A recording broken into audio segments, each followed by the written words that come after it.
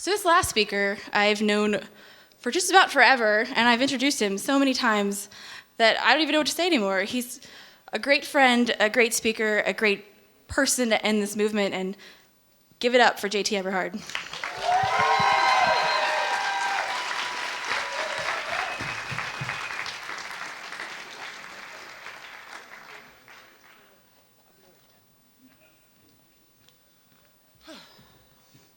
Hi, everybody. Before I get started, all of you who have been here for all these years know the amount of effort that goes into putting on a free conference of this magnitude is tremendous, and there's generally no reward aside from the virtue of doing the actual work. So a couple of the volunteers here have put in a tremendous amount of labor, and we have flowers for the two of them. The first is Lauren Lane, who is lead organizer. And the other, Rebecca, who's new to the staff, who's just devoted her life to this event. So you guys can come here and enjoy yourselves. So give a round of applause for them.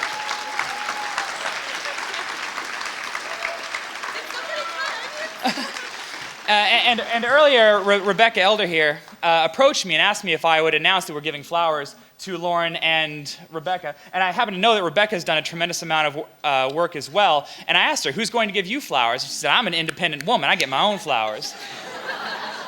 So I didn't have time to go get Rebecca flowers, but we got you a Hertz donut.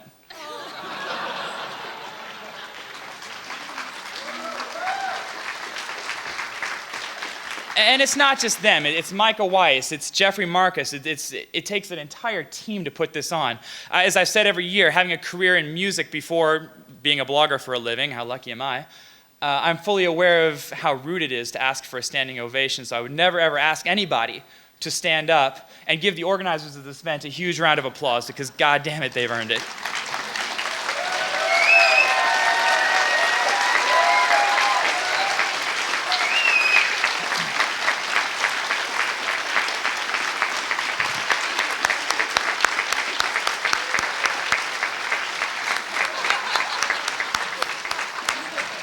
Now get off the stage, I have a talk to give.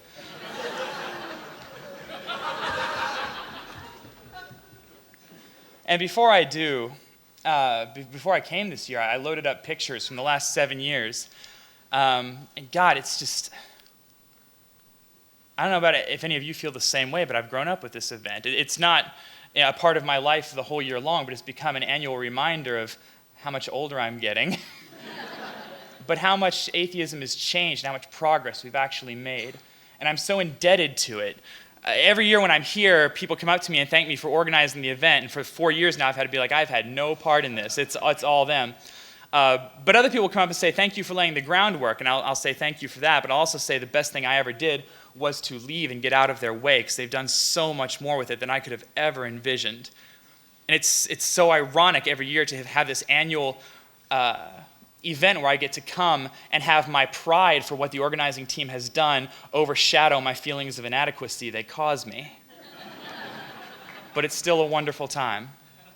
Well, my name is JT Eberhard. As I said, I blog for a living. If you want to help me pay the bills, head over there. This is a story about God's plan for the universe, and it begins as all good stories usually do with the phrase, once upon a time. How much better would the world be if the first 4 words of the Bible were once upon a time? Once upon a time, there was a God. And this God believed himself to be all-knowing. And he set his universal intellect and his phenomenal cosmic powers to the task of creating a universe. And this universe had a goal. Human beings, us. How flattering is that? Human beings with whom God could have a relationship. Human beings that could live a life of praise and worship before joining God in heaven to praise and worship him forever. This is the story of how this perfect God went about achieving his goal. But before he could work on the universe, God first had to figure out how to kill every human being on the planet. Being all-knowing, God knew that eventually they wouldn't live up to his expectations, especially since most people on what would eventually be planet Earth would not even know what his expectations were at the time. And God's solution was to destroy every one of them except for 8. Now, God could have planned around this some other way, but this is how he wanted it. How would he do it? Would he just blink them out of existence painlessly? Would he kill them all by heart attack? I mean, sure, it would hurt a little bit, but it would be relatively fast, and many would go in their sleep. But God didn't do it that way. God determined that he designed his universe in such a way that oxygen deprivation would be one of the most excruciatingly painful ways to die. And when he decided that one day every human being would suffer that fate, except for 8, that's what he decided. And hey, failing to plan is planning to fail, right? With this out of the way, God set his mind upon forging a universe. Being infinitely wise, surely the thought of just poofing an earth into existence along with human beings occurred to him.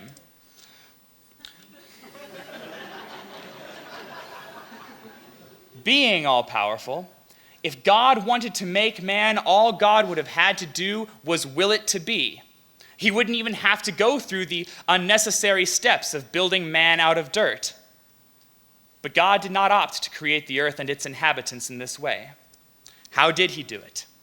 Well, instead of just blinking the earth into existence, along with humans with whom he'd craved a relationship, God ignited the biggest of bangs. From this big bang came subatomic particles, which congealed according to the laws of nature to form stars, and through those stars formed the heavier elements that would one day make up us, humans, and lots of other things, but mostly us. For billions of years this went on, even though God craved a relationship with human beings and could have created them instantly. God was strangely and unnecessarily patient. Now, I know what you're thinking. This doesn't make a whole lot of sense. This isn't generally how we solve problems for which we have an immediate solution. But that's simply how God decided to do it.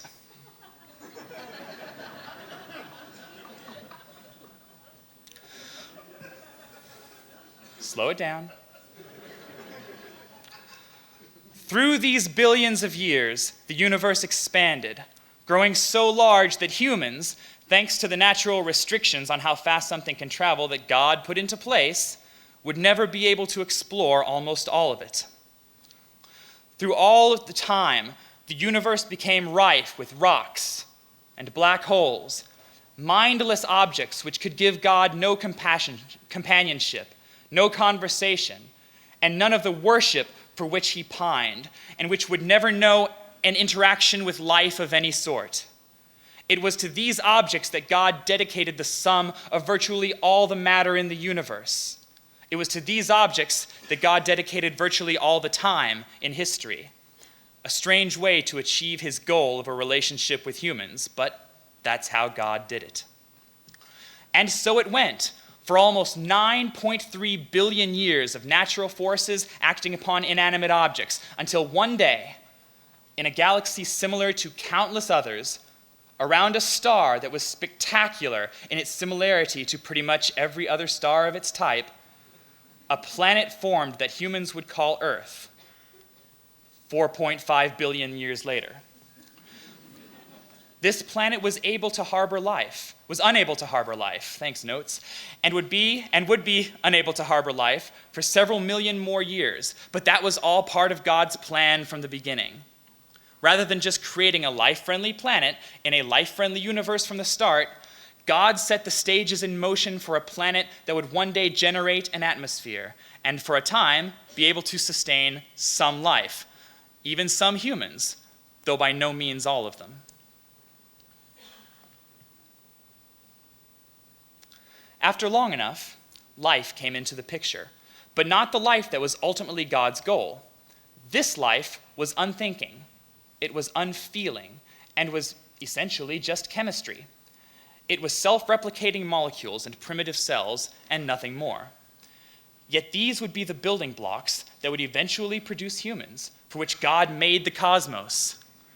He had to make the replication of these molecules flawed, for without mutation, how could complexity and functionality ever improve? Now, of course, the clunky replication would essentially result in things like cancer and a whole list of other birth deformities that would cause suffering to people who hadn't even had time in their lives to do wrong. But this is just how God did it. And to make sure the best mutations got passed on with time, God created an environment of competition. Some animals, one day, would simply have to starve or painfully die in countless generations so that positive anomalies could be preserved. One might note that this way is far more cold and far more bloody than simply creating humans or other animals instantly. But this is just how God chose to do it. And so it was, for billions of years, for most of the history of life, that these little bundles of chemistry were the kings of the planet. These lasted a couple billion years until eukaryotes evolved that could reproduce sexually, then simple animals, and eventually dinosaurs, which were a bit crap, so fuck them. Maybe God was just an Eddie Izzard fan and wanted to give him her material. Now, an all-knowing God would have also realized that a meteor would wipe out the dinosaurs, making them a bit of an unnecessary stepping point to get to the animals whose souls God really cared about. Us. The only species worthy of a relationship with him. Oh, God. And eventually we would come, the first of us showing up by conservative estimates about 100,000 years ago. Now, the first of us knew nothing of God, which is a bit strange considering God had waited all this time for a relationship with humans. But these first humans did know some of the other products of God's design: tooth decay, hurricanes, disease, starvation, and more. In 13.8 billion years of existence, God had the time to remove these pain-inducing aspects of his design, but he didn't. He also had the time to plan what he would say to these first humans, the creatures God made in his image, the entire point of this whole experiment. Did he say, "Hi, I'm God. I made you and we have so much to talk about"? Or, "Hi, I'm God and I have some rules I want you to follow"? He could have even said, "You know how I made you with the instinct to masturbate? Yeah, don't do that." One can only wonder why he made us with the instinct to masturbate in the first place. Why couldn't he test our free will by commanding us to not do things we generally don't want to do? Don't make clothing out of thorns or you'll go to hell. It's the goof of all time. One can only wonder why God endowed human beings with instincts when he one day planned to set the rules in opposition. But I digress. God could have also said, "Hi, I'm God. Sorry about making germs, but if you wash your hands before eating or after wiping your ass, it'll go a long way towards keeping you well." Good guy, God. But God said none of that. After waiting billions of years to finally meet the first humans, the species with whom God so craved a relationship, God said nothing. After the universe finally bore out humans, enabling God to have the relationship and the praise he so desired, God left us truly alone to fend for ourselves. And God kept saying nothing for another 98,000 years. With hell as the punishment for breaking particular rules, God made no effort to explain to these primitive human beings what his rules were. So for 98,000 years, humans learned how to survive this planet which God made for life, but which strangely included a myriad of ways to suffer and to die, which discriminated not based on the kindness of one's heart, but which slightly favored genetic makeup. I mean, if you were faster than your friend, regardless of whether or not you were a more moral person, You got to be the one to live and to pass on your genes. Now, many humans realized that outsmarting the challenges of their environment was the best way to live. Using their brains, these humans worked to find solutions to the challenges of God's creation that it threw at them. Those who relied on God to feed them, they starved. But those who realized that the universe operates under a set of rules, and they could figure out those rules, discovered new ways to live more comfortably. And there were other benefits to this as well, such as the greater ability to figure out when some of their cohabitants on planet Earth were lying to them. And those who believed, despite all the evidence to the contrary, no matter how strong their faith that relief would come from outside forces rather than from their own effort, were always met with disappointment, and often deadly disappointment. The smartest of humans learned to create fire to keep warm during the harsh winters. Perspicacious farmers conceived of the wheel to make wheelbarrows, and after enough of their loved ones died of starvation, we figured out new ways to hunt and to fish. As I've always said, by this light, every human innovation was a testament to the uselessness of prayer. And this tradition carries through even to today, when we got sick of hurricanes bullshit and eventually invented satellite weather radar. Though that wouldn't have helped almost every human being ever. You know, the ones who lived before that innovation and whose only hope for advance warning of hurricanes was the God who designed hurricanes to approach silently in the first place. Perhaps God was simply very shy in interacting with humans for the first time. After all, he had waited 13.8 billion years for this moment.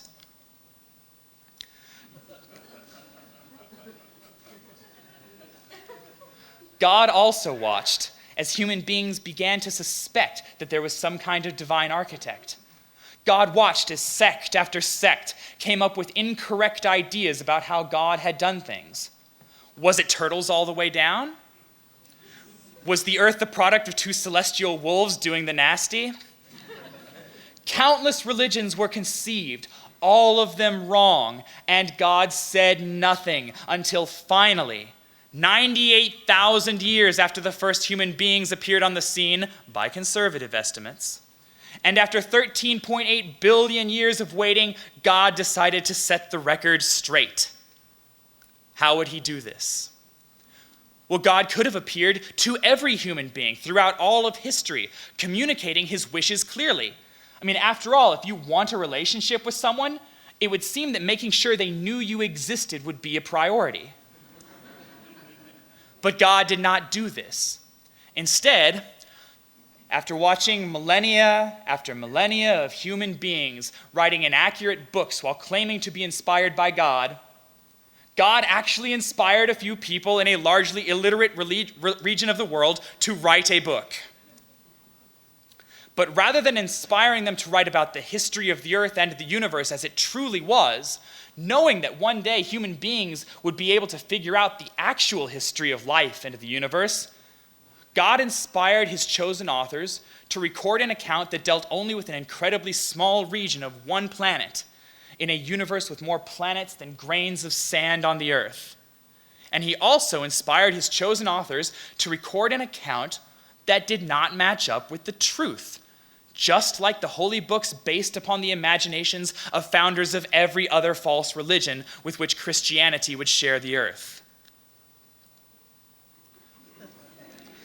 This record would include a talking snake and a talking donkey in a world where animals do not speak.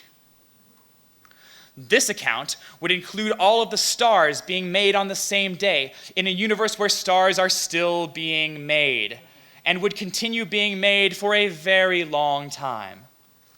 In God's truly inspired book, the earth is created before the sun and the stars, when God surely knew that this was not how it truly happened. I mean, not only was God there to see it, he's all-knowing. God also inspired his writers to include passages that depicted plants coming before stars as well, and that whales came before reptiles. All of this is the opposite of the way it really happened, and God knew that one day we would figure it out. Yet he inspired the first authors of the Bible to include all of this in the very first book, much of it in the very first chapter. Of all the ways God could have made himself known to us, his most treasured species, this way, he determined with infinite wisdom, was surely the best. Later in his book, God would lay out many of his rules and the punishment for disobedience by communicating them to a handful of people, just as the fake gods of other religions had done, rather than to, everybody. These punishments would not be meted out by God, of course, but by his chosen species that he knew would develop empathy, like the rat talk we just saw. And God made it so that killing people for understandable transgressions, like making love to someone without the proper ceremony or working on the wrong day, would cause significant psychological damage to those dispensing God's prescribed punishments. God presumably thought it was a better plan for his followers to live with murdering their neighbors and the trauma that brought on, rather than for God to carry out his own punishments. In short, he's no Ned Stark. And just as God knew would happen, after creating humans with certain tendencies and declaring rules in contrast to those tendencies, of those who even tried to abide by God's rules, nobody managed. So as he had planned since before he created the first particle, it was now time to kill almost every human, and not with gentleness. Now was the time to condemn every human, most of whom had never heard of the book he inspired a few men to write, to death by drowning. And what were their crimes? Undoubtedly, some of them were murderers. But far more had made love to the man or woman who would eventually become their spouse, but had dared to do so before the proper ritual had been performed. For God, the punishment was all severe and all the same. Perhaps God watched this agony. Perhaps God saw this collection of suffering equaled only in hell and wondered if he should have made less stringent rules. If so, one can only assume the thought did not linger. God is all-wise after all, which is probably why he inspired his writers to include passages describing him as a God of justice and love, lest successive generations get the wrong idea. One can only wonder what God wished to accomplish, since murdering everybody on the planet would not change human nature. Did God think that killing everybody would make people less tempted to have sex before marriage? So after the deed was done, God cleaned up after himself, including any evidence of a global flood, knowing full well that this would cast doubt on the Bible when the discipline of geology was better developed. And after a few thousand years of watching the approach of committing global genocide not work to make people stop working on the Sabbath, and what's more, being all-knowing, God would have known from the moment he implemented the plan to murder almost every human being that it wouldn't work, but he went ahead anyway. After watching that plan fail, God came up with a whole new plan. He would arrange to have a son and arrange to have that son brutally murdered. Now, sure, God could just change the rules or just not send people to hell or send them someplace else like a less nice heaven or to Mississippi or something. But, okay, hell, fine. But God figured that he had to be fair and just. And what was more just than punishing an innocent for crimes that other people committed? So, God impregnated Mary in an age and a region where sex out of wedlock often meant the life of the non-virgin. And this is actually thanks in large part to the rules God set up when he had his first chat with Moses as a burning bush. And the context of Mary's miraculous pregnancy would lead several people to believe that Mary had premarital sex, as most humans do, and was simply lying to protect her reputation and her life. After all, the odds of premarital sex combined with dishonesty are much greater than the odds of a virgin birth. God would have known this, but decided to still go with the virgin pregnancy instead of just poofing Jesus into existence anyway. Thankfully, God's son Jesus was eventually born and kicked around for about 30 years before he finally started performing miracles to prove his godliness. Now sure, lots of people died without salvation during that 30-year stretch, but remember back to when God was watching the universe do its thing for 13.8 billion years before the first human beings showed up? I mean, if anything, God is patient and won't be hurried by members of the species he loves and with whom he wants a relationship burning in hell for all of eternity. So Jesus walked around performing miracles for a fraction of the population of a small region of the planet. And some of those people for whom Jesus didn't perform miracles supposedly killed him, after which Jesus rises from the dead in front of a handful of his followers. And by now, the plan is in place. These people who saw Jesus rise will go out into the world and say, I saw a man rise from the dead. You don't get to see it, but I saw it, and you should believe me. Those who believe this claim, while rejecting the outlandish claims of competing religions, will be forgiven, regardless of their misdeeds in life. And everyone else will suffer forever, despite their virtues in life. For a God who created the cosmos, it seems the minimum expectation would be for this God to be more clever than humans. Yet to any religious people watching this talk, how clever is this God? Really? Do you honestly believe that you could have done no better in planning out the universe? Would you have made it without cancer? Would you have made infants immune to AIDS? Would you have put enough food on the planet to feed every person? Would you have made people reliant on food in the first place? But it's not just the ineptitude of God's tactics that resonates with me. It's the maliciousness. God knew one day he would kill virtually every inhabitant of the world for failing to live up to rules most of them had never heard of, and which were created in opposition to the instincts with which we were created. And God elected to kill man and animal in one of the most excruciating ways he designed. He created human beings with a brain incapable of believing, incapable of having belief changed by force of will. Think about it. How many of you could walk to the edge of a skyscraper and just decide that gravity doesn't work? None of you. Our brains will simply not allow us to believe the apparently preposterous just because we want to.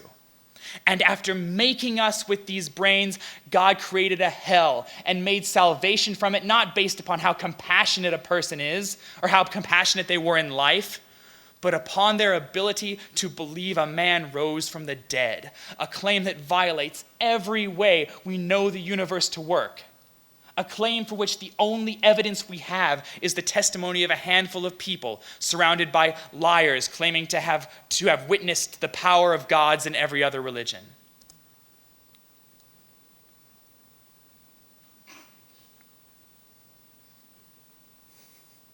You guys know this guy? Hi, Ben.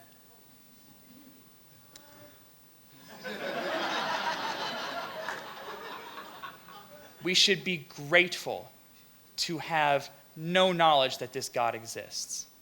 He doesn't exist, and that's all right. Even if God doesn't abhor suffering, we do.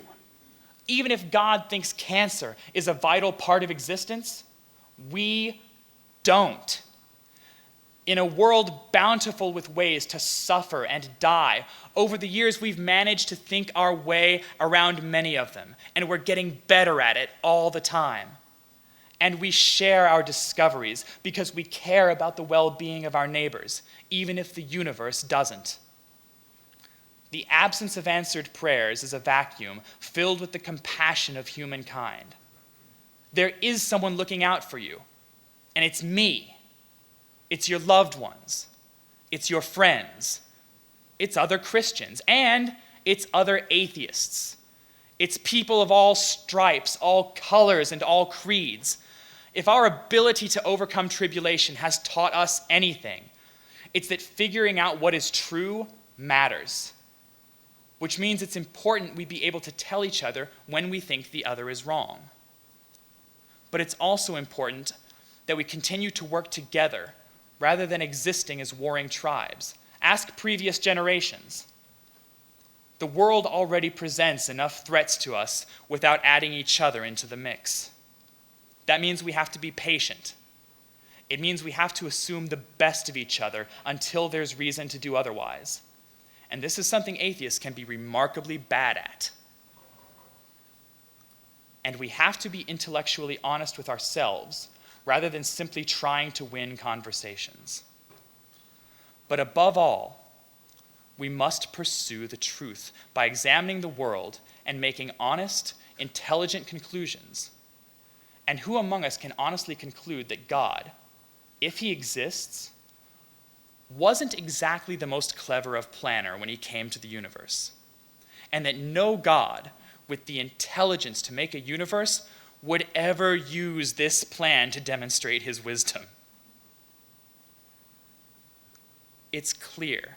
It's abundantly clear. It's so you could bet your life on it obvious that it's time to stop believing and to stop relying on a God this inept. I can forgive a compassionate idiot.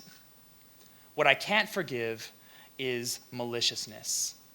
So not only does this God not exist, we should be grateful he doesn't exist, but don't worry, because human beings have been making our own story for some time now. Our once upon a time is still running. It's not perfect, but we've done much better than any God, and we're going to be okay. Thank you.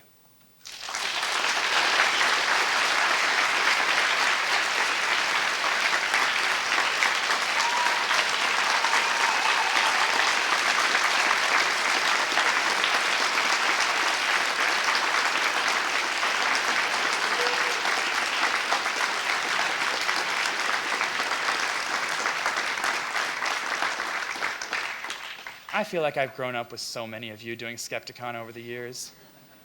It means the world to me to see each and every one of you here every year. And hopefully Skepticon 8 will be even better, though I'm not exactly sure how that could be. I guess we'll find out then.